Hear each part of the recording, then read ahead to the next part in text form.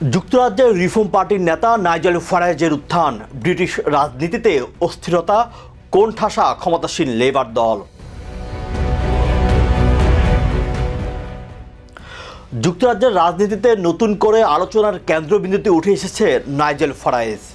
তার নেতৃত্বাধীন reform UK party সম্প্রতি অনুষ্ঠিত উপনির্বাচনে লেবার পার্টিকে হারিয়ে নতুন চমক দেখিয়েছে। এই জয়ের পর নাইজেল ফারাজের দল জাতীয় পর্যায়ে সমর্থন বৃদ্ধি পেয়েছে।